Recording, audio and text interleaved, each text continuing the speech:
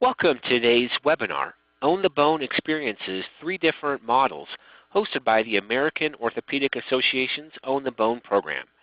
Thank you for joining us today. Before we get started with the presentation, I want to go over a few housekeeping items. If you run into technical difficulties, please request assistance through the chat feature in the lower left corner of your screen. Questions can also be submitted through the chat feature throughout each presentation. The moderator will address questions to our speakers at the end of each presentation. Any questions that we cannot get to during the allotted time will be addressed via email after the presentation. And with that, I will turn it over to your moderator, Dr. Fred Redfern. Good morning or good afternoon for people on the West Coast or Central Time. My name is Fred Redfern. I'm an orthopedic surgeon and member of the American Orthopaedic Association, and I serve on the Own the Bone Steering Committee. I'd like to welcome everybody and thank you for taking time to join the Own the Bone experience. 3 different models. We have 3 great speakers from 3 different institutions who will share their experiences in developing their program. I'm also the medical director of a geriatric fracture program at Sunrise, and we are probably in the same boat as many of you watching who hope to add Own the Bone to your institution. But as a brief review of why we're here today, we see over 2.1 million fragility fractures in the United States, with more than strokes, heart attack, or breast cancer combined.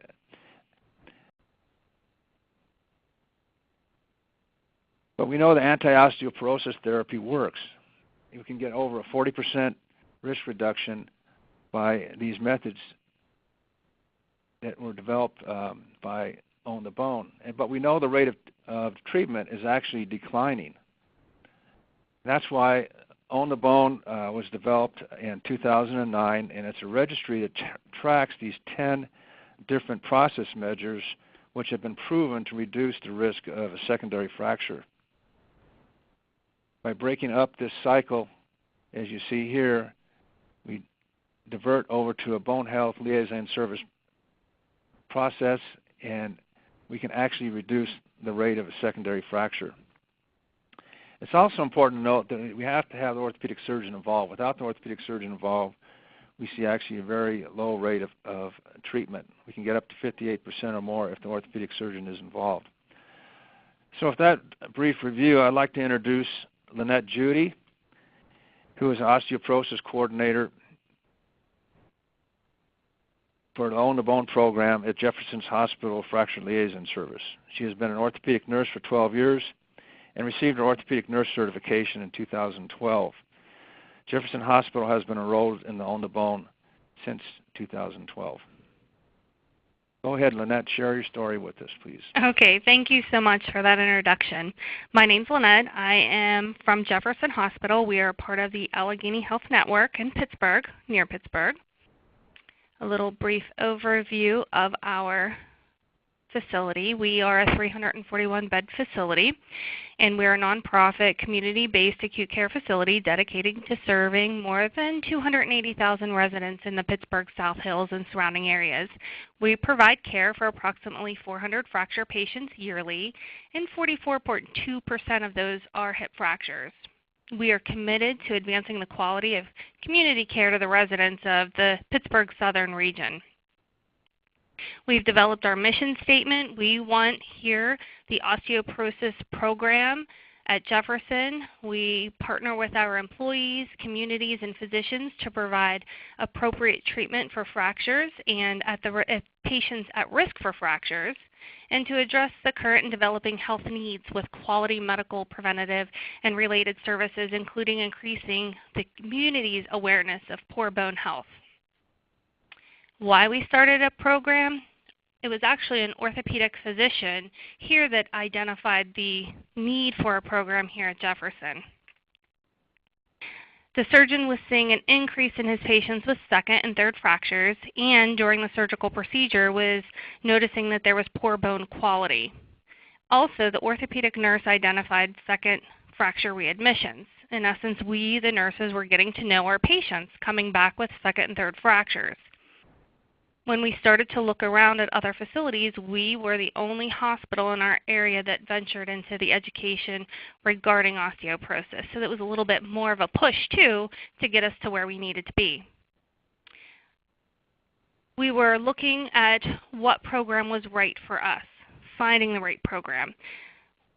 We looked through different ones, and we found through the AOA, the orthopedic physician discovered the Own the Bone program. He discovered that it was easy to access through their website. It helped educate the patients regarding subsequent fractures. It also helped educate the staff, and it provided resources for both patients and medical staff, and it was affordable. So once the program was found, what did we do next? We brought what we learned through the website to one of the medical executive meetings. We presented the materials that are offered by Own the Bone, which they present to you PowerPoint presentations, and also a letter to present to the executive committees to show the need to start an osteoporosis program. When we presented at the meeting, our information, we used references such as mothers and grandmothers. We made this a personal venture. And we also presented that it would be funded through the Orthopaedic Administration budget. After the program was approved, we received materials through Own the Bone. And that was the implementation guide. It gives you things and ideas to get your program started. We had to choose a physician champion and an osteoporosis coordinator. They were both hired. Our physician champion is Dr. David Staper, and he was the original orthopedic surgeon who brought it to the administrators' awareness, the need for this program. And I was hired as the osteoporosis coordinator. We developed goals and we developed processes and guidelines to help run and make this run smoothly. The goals of the program, we want to meet the patient's needs within their community by providing excellence in osteoporosis care closer to home. We want to keep our patients here. We improve patient outcomes with prevention, treatment, and rehabilitation needs. The implementation of Own the Bone, we attended medical staff meetings to let them know who we were. We attended nursing staff meetings and participated in conference calls with primary care offices to let everybody aware of what we were doing. Again, participating in these meetings allowed our physicians and nurses become aware of what the osteoporosis coordinator's role was within our facility. We provide a resource for patients and a resource for physicians, and also a resource for the nursing staff.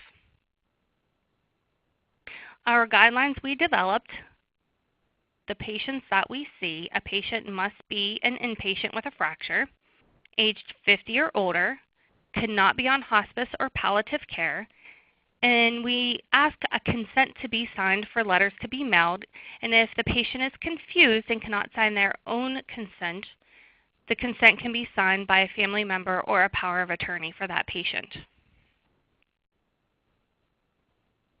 We needed a way to correlate the patient's CliniPace number. That is the number that is given to you whenever you sign into Own the Bone, and the CliniPace number is presented to you. That's the patient's number. We needed a way to correlate the patient number with the CliniPace number. We use an Excel spreadsheet. We use the CliniPace number, patient's medical record number, the patient's last name, admission and discharge dates, the fracture sites, previous fractures, surgeon, discharge site, and also a DEXA scan history if available.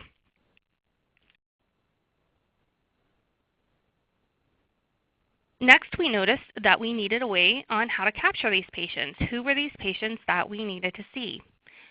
We got our IT department involved, and we have developed a way that a nurse, during the nursing assessment, a nurse has the option to click on a box asking if the patient has a fracture. The box is only clicked once, and it sends a trigger to myself, the osteoporosis coordinator, to see the patient. The assessment is done several times during the patient's stay here at the hospital. It's done on the initial assessment during the emergency room admission, and also our nurses do it every shift assessment. That way, if a patient would develop that they have a fracture that became known after the admission, we still have that opportunity to see that patient. We have another way to see a patient. This is the second way that I can look into fracture patients, is the orthopedic unit census. I can print that census daily and see exactly why a patient is here. And the third option I have is to use the list from the previous day's surgical interventions, and that I receive daily on an email basis. So we developed processes. Again, the patient is discovered from, again, one of three ways. Just to reiterate, it's a trigger received from the assessment, orthopedic daily census, and a previous day's operating room list. The patient is seen before discharge. We prefer to see the patients 1 to 2 days after the surgical intervention. And also, if there is no surgery planned, if they are a patient with a compression fracture, we try to see that patient as soon as possible. And I also try to see the patient and family members several times throughout their stay. The patient has the option to participate. Education is still provided for those patients even if they do not want to participate. And when I say participate, that means having the letters mailed to the patient, mailed to their primary care physician, and also I call the patient 60 and 90 days after discharge. We noticed that there was a time for change whenever the program was started. The program stayed stagnant for about 3 years. And we noticed that, again, the change was needed to sustain a program. We looked into quality improvements and cost savings. These are the things that we wanted to show. And we used a model to utilize and identify quality improvement opportunities. And this is the model that we used. It's called the Plan, Do, Study, and Act. Whenever we plan what isn't working and who are the stakeholders and who, what, when, where. Under the do portion, who's going to carry out that plan to test the change, and who's going to begin the analysis of the data, study, complete the analysis of the data, and act what changes are to be made and what is to be implemented next. We use this model to continue what we wanted to do with our osteoporosis program. So we looked into what wasn't working. What wasn't working for us was the time it took for a patient to be admitted to the emergency room to the time it took for a surgical intervention. The average wait time was 36.4 hours. So we looked at who were the stakeholders. Well, the patients were the stakeholders. They had an increase in pain and suffering with the longer the times to wait for their surgical repair. And also the hospital, we were a stakeholder. The cost for inpatient admission was a longer time to surgery meant that it took longer for the patient to be discharged. The next was who would be involved.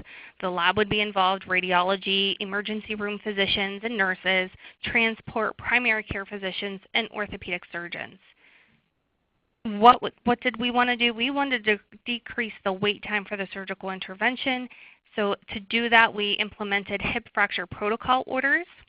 The when and where, it's when the fracture is confirmed in radiology is when we decided that was the best time to start our protocol orders or our change. So the hip fracture protocol orders begin in the emergency room. They were developed order sets according to Joint Commission Osteoporosis Associated Fracture Guides that was developed in 2013, and it has since been revised in 2016. We had a meeting with all involved to educate the process of what we were doing, and education was provided to the medical and nursing staff, and the process was radiology. When the patient is in the radiology department, they notify the emergency room physician to confirm a fracture.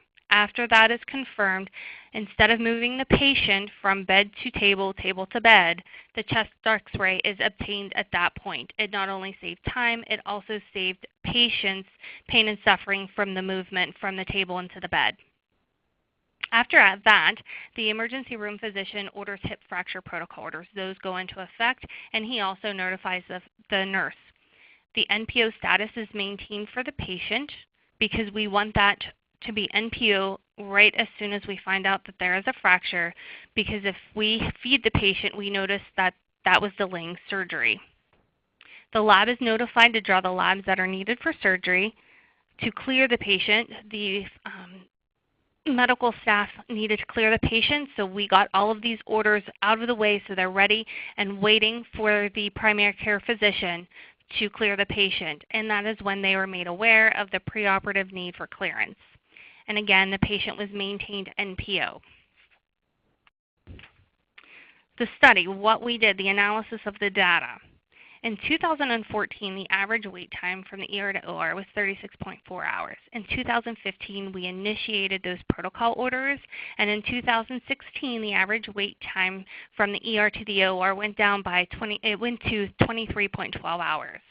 Right now, currently, we remain at 18 hours. Our prediction, what we wanted to happen or what we wanted to see was the time to decrease to 24 hours. And we have exceeded that expectation that we set for ourselves. And again, we remain at 18 hours. So ACT, we wanted the hip fracture protocols to remain. It currently includes any fracture requiring surgery and future implementations. What we want to do next is we want prevention skin breakdown, and we're using that same PSDA model that we used previously. What you can do is find something that you can improve on in your facility. If you want the fracture liaison service to continue to be profitable, you want to find the areas you can improve on.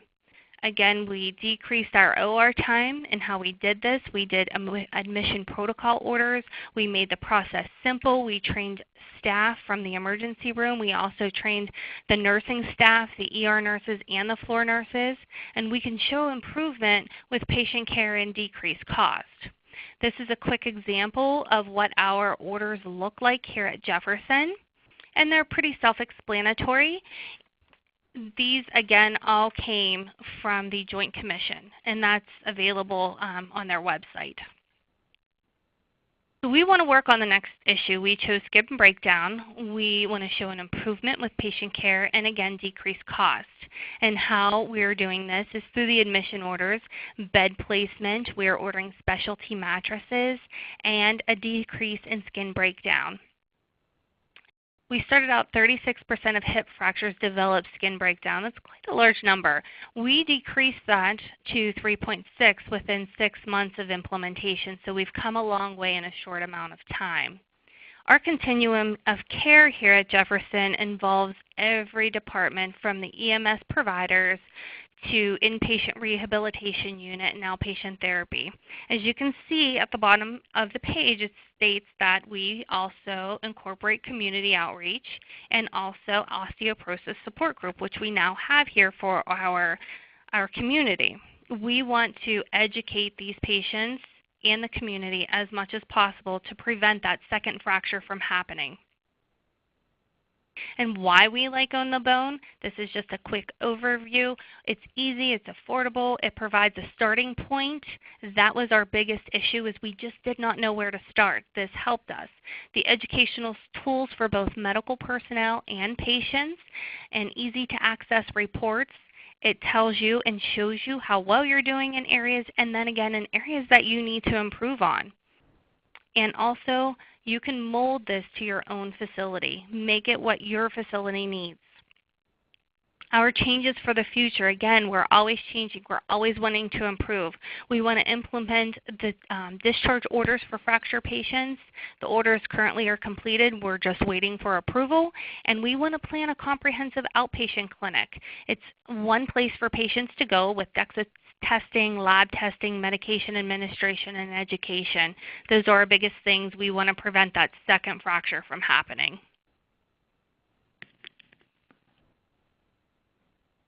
Okay, thank you very much, Lynette. That was a great presentation.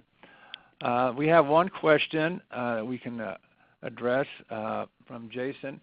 It says, where is the assessment conducted, and is that upon any admission? And do you have a select group of osteoporotic fractures that you follow, or certain age groups, or did you just do it for hip fractures at first? No, we do it for any patient aged 50 or older with a fracture. If the patient is admitted through the emergency room, that initial assessment is where it is first documented, and then after the patient is admitted to our unit, to the orthopedic unit or any unit in the hospital, the nurse does an assessment, a musculoskeletal assessment, with her daily assessments. It's done on three shifts, so we have 3 opportunities to catch that patient during that assessment if the patient has a fracture.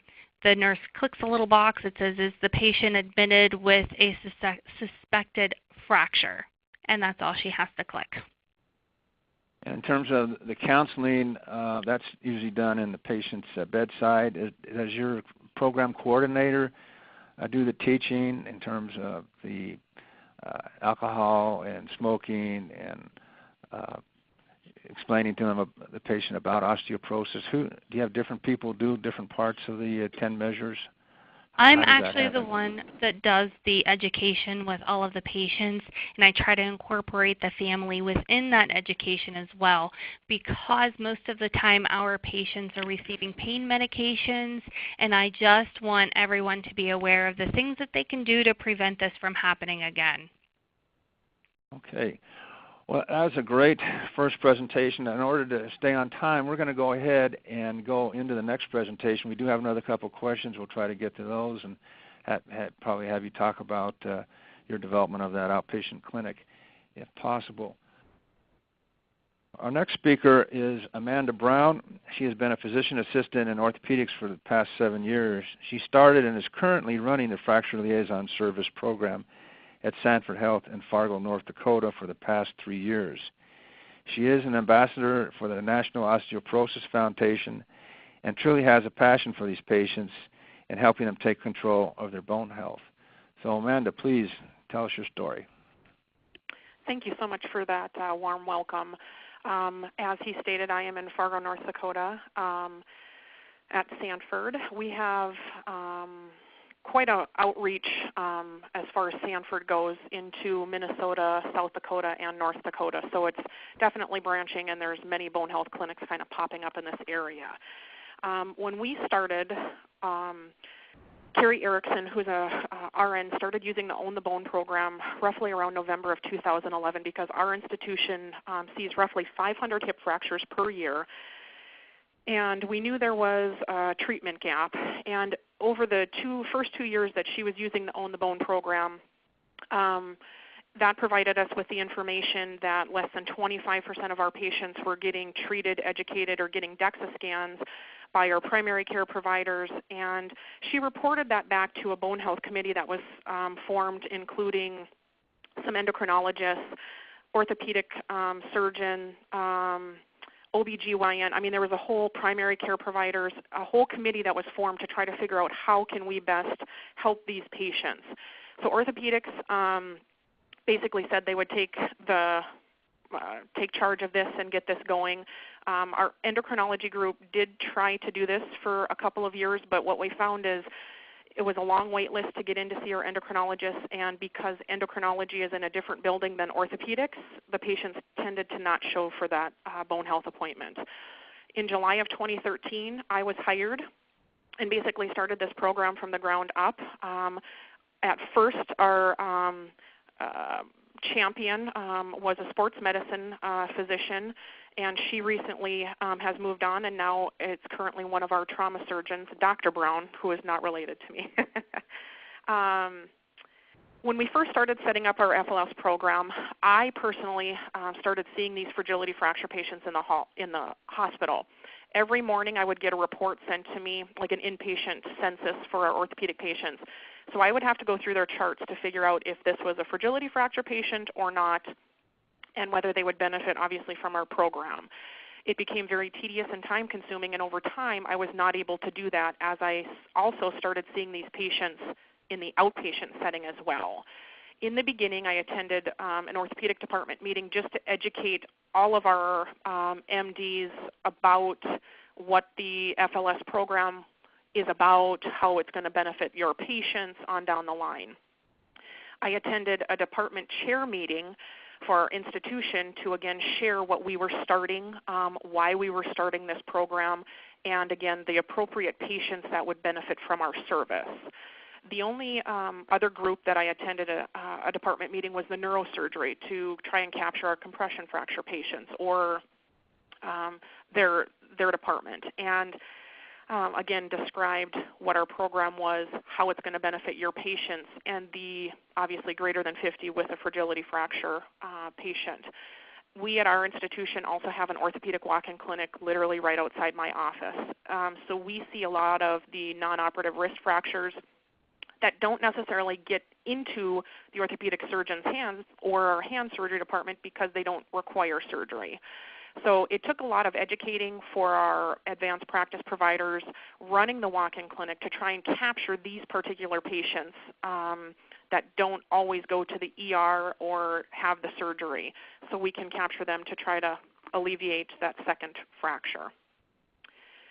In the beginning, we set up a referral button in Epic, which is our electronic medical records. And again, education, I can't stress that enough. Talking to your department, your nurses, your MDs, your providers. We explained what this referral button was and, again, the appropriate patients to be referred. Through the course of the last 3 years, numerous department meetings have been attended, again, to keep my orthopedic surgeons up to speed on where we're at, what we're doing, what we need to change, and how our program is basically doing. We continue to move forward, and we added this referral button basically onto every single orthopedic post-op order set that our advanced practice providers use after these surgeries. For example, on our hip fracture order set, it is an automatic checked box. So if a physician assistant uses that order set after a hip fracture surgery, it's an automatic referral. All other order sets, such as a trauma patient, that's an optional thing that can be clicked, just because obviously if it's an MVA or something, that might not be the most appropriate type of a referral. Attached to my referral is a follow-up appointment, outpatient follow-up appointment with me. Typically, we do that at the 2-week mark, and this appointment is made before they leave the hospital. Since around the middle of 2014, I have been solely based in the clinic. I do not have time to go to the hospital and see these particular patients. So we have created a few things that we can give the patients and family so they know what their bone health appointment is going to be about. I created a video explaining what osteoporosis is, what a fragility fracture is, on down the line, that each patient and or family has to watch before they can be discharged from the hospital. And doing this ensured that they knew what the upcoming appointment was about. What happened prior to this, most patients had no clue what this appointment was about. They saw orthopedics and thought it was their post-op visit. So the other thing, each patient is given our Own the Bone flyer to help with some educational things, and obviously I dive in deep as far as the education when I see them in the clinic. And again, that follow-up appointment typically is 2 weeks. Sometimes it gets bumped back to 6 weeks. The good thing about having it in our orthopedics department is I see these patients in the same clinic. They see the orthopedic surgeon or the advanced practice provider for their post-op visits. So I tend to see these patients the same day they see these other providers. So it's not another stop for some of these patients that are coming from a skilled nursing facility or something like that where transportation can be a little bit more difficult. As I've continued to grow our FLS program, I have done site visits with other providers who are running successful FLS programs. In doing this, I've gotten ideas on what's working for them that we're not doing that would benefit us. And this has also given me some confirmation that what we are doing is exactly what everyone else is doing. Obviously, every institution is going to be a little bit different, but the general meat and potatoes of all of this is pretty common. Obviously continuing to educate myself through the NOF conference, and there's multiple fracture liaison service conferences that I've attended, and again, stressing educating every single person around you, including nurses, receptionists, your MDs, your advanced practice providers, is all very, very important. if people don't deal with this on a daily basis, it might not be on their radar. So that's why continuing to educate these people is a benefit.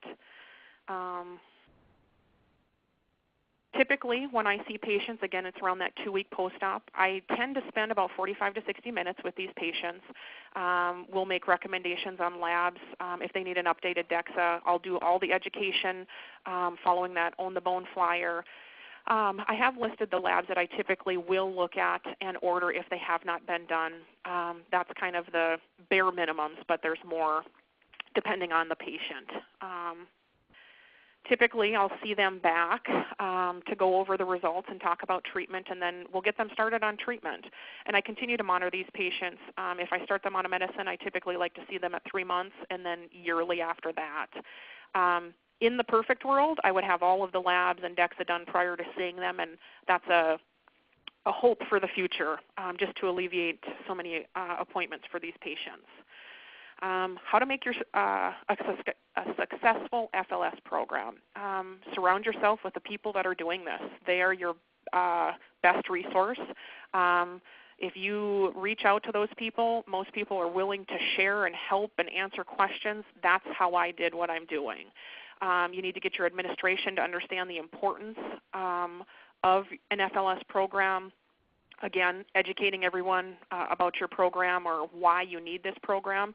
Find an orthopedic champion to help. Be that person to take the flag and run with it, basically.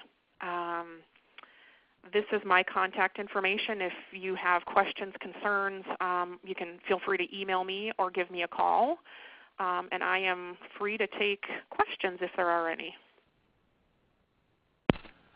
Great, Amanda, that was excellent. That's a very comprehensive program. It sounds like you really needed to develop that outpatient bone health. That's where you do the initial intake on the patients. They get referral, and that's when you enter them into the Own the Bone. Is that correct? Yes. Yep. Okay. So one of the questions we have is, I don't know if it was for you or previously, do you have to get consent to sign letters to the primary care physician and the patient? Is that an issue? Not for me. I think that was, I send my notes to their primary care and referring provider. I think, Lynette, you got consent for the letter, I believe.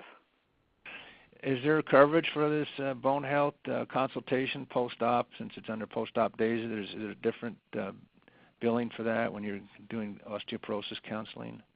Yes, it is different. I am technically listed as a sports medicine, not orthopedic surgery physician assistant, so I have had no problems with the billing in the global 90-day period. With the bundling, I don't know exactly how that's all going to work, but I have not had any problems at all, because the other thing is I do not dictate anything about it being a post-operative visit, or I just use the fragility or osteoporosis with fragility fracture type diagnosis. That's great. What about this video that you developed?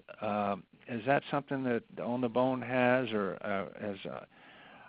have you shared that with other institutions? Because I think that's a good way to, if you're not going to see them, just to they get a referral, but to be educated about the need for the follow-up appointment. And I'm sure since some of these patients go to nursing homes and it's hard to get them in for their appointments, I mean, do you lose patients that leave the hospital to go to other places, or how do you?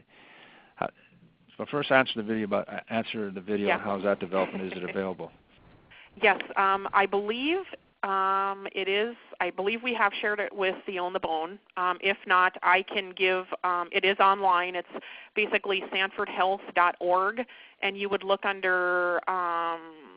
I think I can give the link at some point. If somebody's interested, just email me, and I'll give you that link that you can watch that. It is definitely on the internet to be seen. But I do believe we have shared that with the Own the Bone group.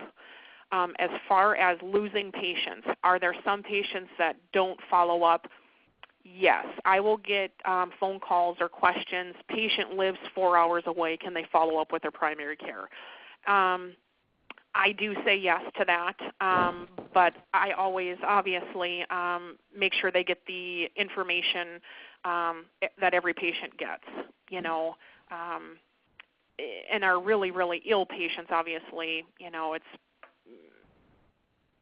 we obviously don't force people to come, but Sure. I'm sure, lose a couple of people because of that, because I have patients 6 hours away.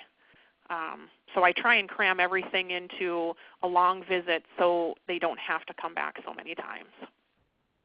All right. Excellent. We had another question about documentation at the visit.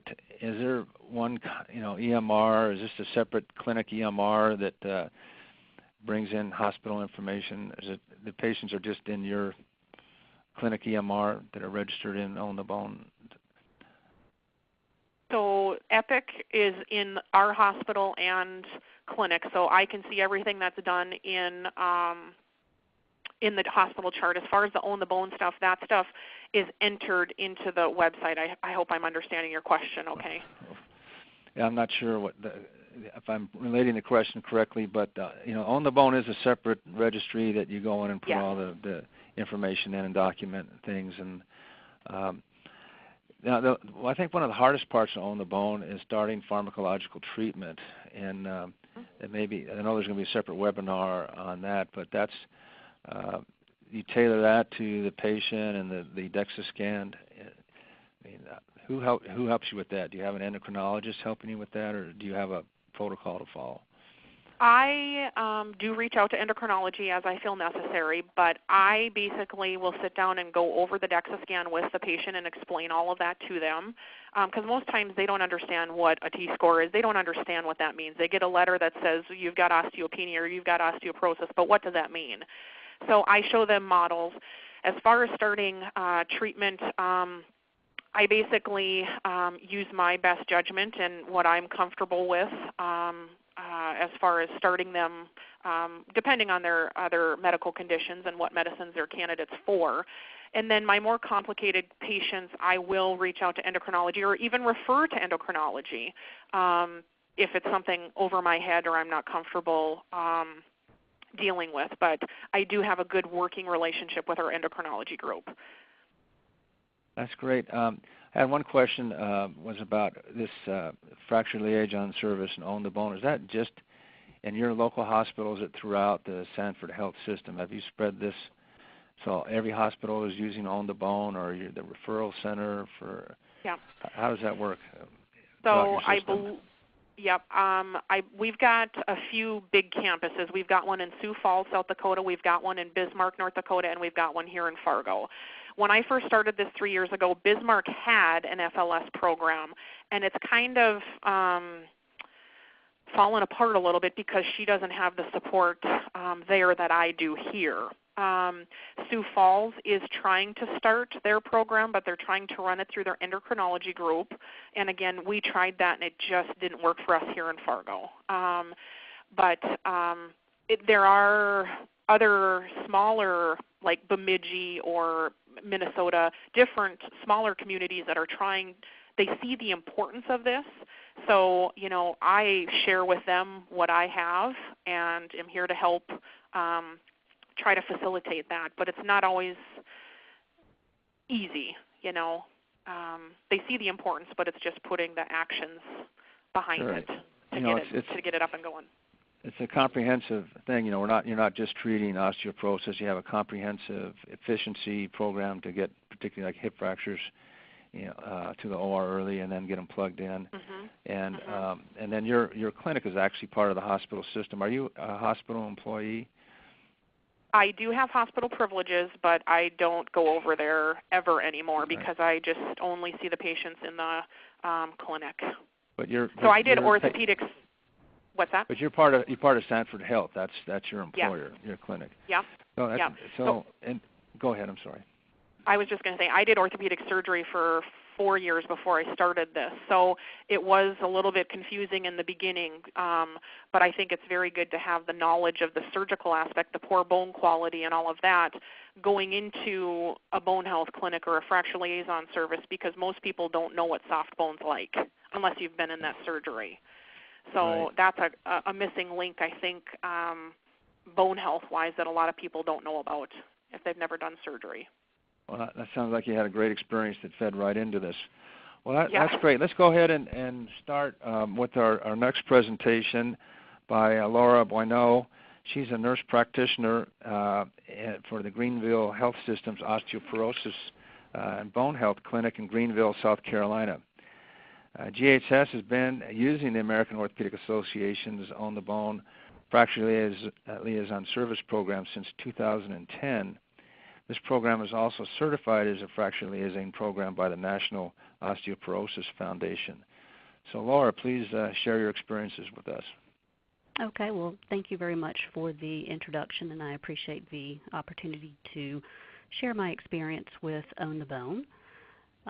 There are my disclosures, and just sort of briefly what I want to go over is how we started with Own the Bone and how it has changed over the years, and then also how we manage our FLS program being an academic center, which for me, in a word, is I just work very closely with my orthopedic residents, and I feel very lucky to have them. So real briefly, Greenville Health System, we have over 1,600 licensed beds. We have 7 medical campuses, 6 of which are acute care. Greenville Memorial is our flagship hospital. It's a level 1 trauma center, and that is where I am located. I do not go to see inpatients in the outlying facilities. We are the state's largest acute care hospital. We have residency programs and fellowship programs, and we are associated with the University of South Carolina Greenville Medical School.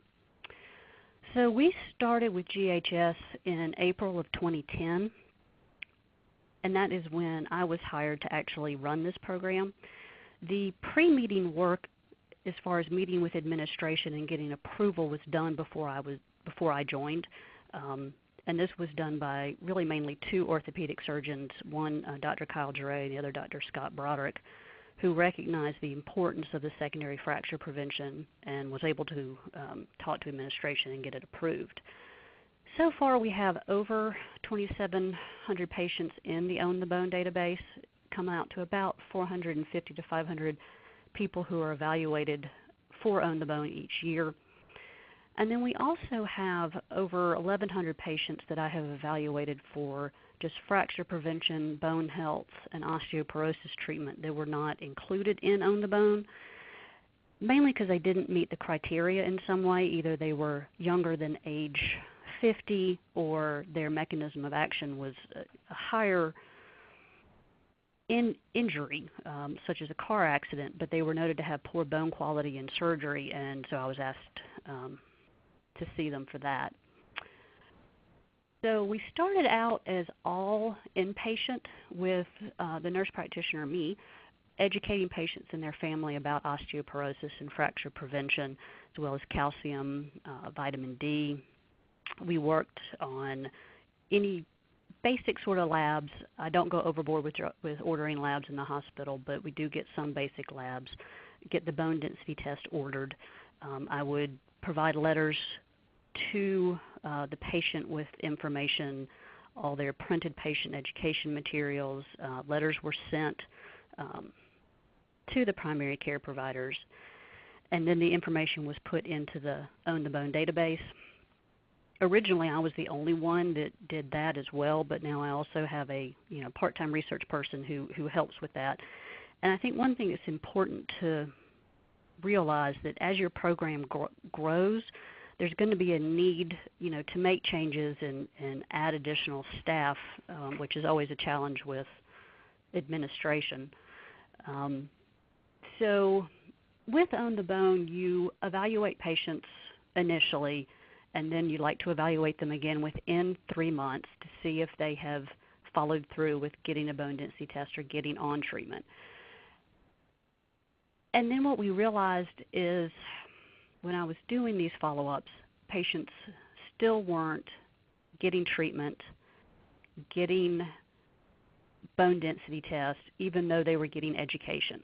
So we added outpatient office visits. And these were mostly people that I had seen in the hospital, that I saw them in follow-up. And we're trying now to really sort of coordinate their follow-up appointment with me as an outpatient when they come to see the surgeon for their follow-up appointment. And I usually see them at the 6 to 8 week post-op visit time frame. But one thing that we found as these letters got out to primary care, as other orthopedic surgeons in the outlying hospitals saw what we were doing, I was getting outpatient referrals from the orthopedists in the outlying hospitals and clinics, and then also I was getting referrals from primary care. Originally, I was concerned about taking over primary care patients for their osteoporosis treatment, but that turned out to really not be a concern. Primary care is very busy, and they're very happy to have somebody else take over osteoporosis in most cases. So I'm still mainly inpatient, but I also do see outpatient clinic visits as well. And that has actually gone quite well with our clinic that's located close here to the hospital, but we are a fairly large referral base. So I have now added a half day at one of the outlying orthopedic offices just to make it easier for the patients who live a little bit further away to get in and to get seen. So our inpatients are identified and a referral is placed in the electronic health record, which is EPIC, by the orthopedic resident. So I don't have to worry so much about trying to capture the patient. That's mostly done for me by the orthopedic resident, and we have an osteoporosis management section that's in the admission order set. If they use the geriatric orthopedic order set, I believe that it is a pre-checked, but on the general orthopedic admission order set, it's not pre-checked, but it's available. And we have in there, consult the osteoporosis nurse practitioner, the order for the vitamin D level, getting them started on calcium and vitamin D. And, I also get inpatient consults for bone health, secondary fracture prevention from neurosurgery for their patients that are inpatient with compression fractures. They're starting to use me as well, and all they have to do is search osteo in EPIC and the consult will pop up. And I've even had hospitalists who will go ahead and put the consult in if they happen to notice that for some reason it's been missed. So the outpatient referrals also can come in from the orthopedic resident in the emergency department, and that's a place that we have found it's harder to capture these people. They're seen in the emergency department, but they're not admitted. Those were the people that I found it was hard to capture. So we've gotten that, we're working on that with the resident, with having that referral be placed, and then also we have a brochure that's given to the patient and family to explain what this is about, because I believe, as Amanda said, if people don't understand what the appointment is for, they're not going to show up. So there's, again, lots of education. Bone health referrals are coming in from primary care. The orthopedic joint surgeons have really gotten on board with using bone health osteoporosis clinics, the spine surgeons. You even will get, as you grow, you'll find patients' families. Other family members want to be seen. Well, this is my mother in the bed with a hip fracture. How do I keep from doing that?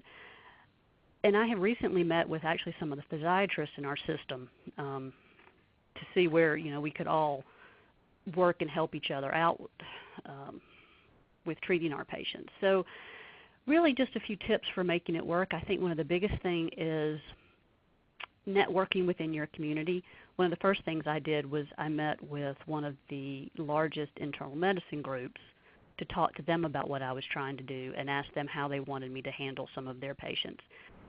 You need to have a relationship with your endocrinologist, your rheumatologist, people that you may need to refer the more complicated patients to. I manage 90% of my patients, but you need to be aware of secondary causes and refer people to the appropriate specialist. And we also are now working very closely with our geriatricians in-house. Having a close relationship with physical therapy is very important. And then if you get the opportunity to speak at senior centers, assisted living facilities, if you're a nurse practitioner or a PA and there's a local association that you can speak at a CME program for, that's all very, very helpful. As to the future, I'm not real sure. Our program is forever changing. I do believe we will be adding more outpatient visits, especially if we get more into the bundle payments. I don't think anybody knows exactly what's going to happen with that. There really is no one-size-fits-all when it comes to FLS programs. You've seen we've had 3 different presentations. Everybody goes about it a little bit differently. There is no one way to do it. Try something. If it doesn't seem to work for you, then try something else. One thing I would recommend is perhaps start small with what seems to be the easiest for you to capture, such as the inpatient hip fractures. Get your process down and then start expanding. And that really might not take very long. A few weeks and you're up and ready to go. There's my contact information, email, phone number. Please feel free to get in touch with me if I can help with any of this information. There's no point in reinventing the wheel if you have people around to ask. And also Jessica and the others at Own the Bone can certainly help get you in touch with me as well. So with that, I will stop talking and try to answer any questions. All right. Thank you very much, Laura. That's a great presentation. You obviously have a great program. And as you mentioned, as some of the other speakers mentioned, visiting programs like yours are a great way to help answer a lot of questions on how to make things happen. And again, Own the Bone has a lot of resources. Once you sign up, like we had a question about, do you have an example of a letter? All of those things are provided once you sign up for Own the Bone. I have a couple questions here we can get to. We had a question from a good friend of mine, Wilfred Gibson, who is concerned about Prolia cost is the same as reimbursement. Do any of your clinics have issues about utilizing medications and reimbursement, and how have you dealt with that with the administration? Well, this is Laura. I don't actually give Prolia in our orthopedic office. I utilize our ambulatory infusion centers for that, so we do not do buy and bill in our office. Okay. Anybody else want to answer that? Lynette or Amanda, please feel free. This is Amanda. I personally do the Prolia injections as we kind of do in every other, me, then my nurse, then me. And here at Sanford, I have not had any problems. I've gotten no bad feedback about reimbursement, anything like that. So I don't know that I can help answer that question. But we're a pretty big institution as well. Okay, thank you. We had a question about starting a fracture liaison program, and do you recommend that it be a physician going to administration, or they use the word initials IDN. I'm not sure what that stands for. But in terms of your programs, I mean, the feeling I get is that you really needed an orthopedic surgeon to go to administration and get this going and lay out the benefits and the economics. And I think a lot of it is that if you can show the economic benefit of a fracture liaison service, you're cutting the OR time from the ER down to a day, there's a lot of savings. And I think that those savings can be used to pay for a bone health service initially. Is that what everybody's seeing? You know, you provide something to the hospital, give them some efficiency, and that kind of generates funds to do some of these things. Get the nurse practitioner or PA to run the program. It's Lynette. That's kind of why we did what we did. We wanted to show how, even though fracture liaison services don't technically make a lot of money, but we can save you a lot of money. And that's where we're going with it. We want to show where we're saving the hospital money. And with that question is, who would you recommend to initiate it? It's anybody who's passionate about bone health. Anybody who's passionate about it, they understand that there's very little accolades in osteoporosis care. It's not like cancer treatment. You need someone who is dedicated, and I have a lot of dedicated people that help me do what I like to, what I want to do, what I like to do. So also having somebody there that is passionate as much as I am. I've got 3, 4, maybe 5 people that are with me and rooting me on, and they're the ones who are taking these ideas that we're all putting together to administration and saying these are the things that we would like to do, and this is what it's going to save you. So having a good support system within your system is definitely key, and it's key for us to have those people with us. Sure, you got to have buy-in from more than one person. So getting a lot of people to support this is important. We had one question that I think Laura kind of answered, but we'll just go through it again. That were there any issues from local primary cares of you assuming osteoporosis care? And I think what I heard is a lot of primary cares don't want to deal with the issues, and they're more than happy to have you manage that part. Or has anybody seen the primary cares be very protective of osteoporosis treatment? This is Amanda, and when I first started, I had a few primary care providers that did not like what I was doing. And since then, I have a large group of primary care providers that refer all of their bone health patients to me, fracture or no fracture. So it has evolved. I would say that I have heard this over and over at different conferences. It's kind of how you approach these people, meeting with people and educating them on what you're doing and the reason you're doing it, instead of wording it as a quote-unquote osteoporosis clinic or a bone health clinic, or you can use the term secondary fracture prevention. So it's, yep, you're doing the primary care or the primary treatment, but once they have that sentinel event, now we're more concerned, we're switching gears. So I think it's how you get out and make it known that, you know, what you're doing and the reason you're doing it. But I was met with a lot of resistance, even from our endocrinology group when we first started. Even though they were on the committee to bring me on board, they didn't really, I think, want to see me succeed. But again, mending those wounds and, you know, building a relationship of, you know, hey, we're all here for the patient. So it just takes a little bit of time. And in time, like you have said, the primary care providers are very busy, and they appreciate more than anything us taking over or helping them manage these patients. Sure, I think you make a good point, and it was brought up a little bit by Laura. You know, getting out in the community, letting people know you can provide the service. You know, spending time, you know, putting on seminars. You know, getting the word out that you're doing this. You know, and when a primary care is trying to manage everything else in between the diabetes and COPD and all the problems, and I think a lot of them realize, you know, this, you know, you have a dedicated clinic to let them handle it. That they probably welcome that.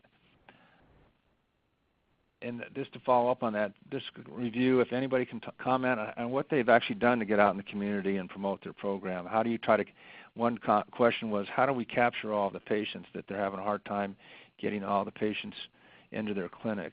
Any comments on how to try to capture patients, be more efficient at that? This is Laura. I think for me, if the ones that we saw inpatient are easy to capture and fairly easy to get on follow-up. The ones that are either not admitted, or for us, if their fracture was repaired at one of our outlying facilities, because there's not an inpatient fracture program at the smaller outlying hospitals.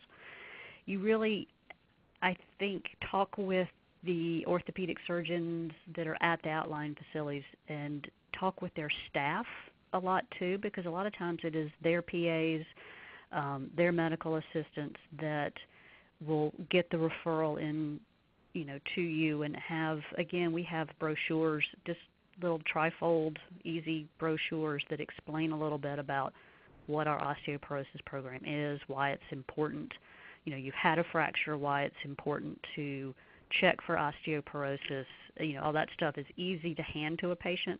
So you need your orthopedic surgeons at the outlying places. And then, too, if you can speak at any, you know, Department of Medicine meetings, just to let them know kind of what you are doing. And as you send out your letters and copies of your consults that you have done on patients to providers, I think they start to realize what you're doing, and then they will start to send people to you as well. I think you're right. That sounds like a great program. It just takes time to get the word out there. We had a few more questions. Is there any issues about supervising physicians for the APNs or physician assistants in terms of designating your visits in the clinic? How does that work? Well, this is Laura again.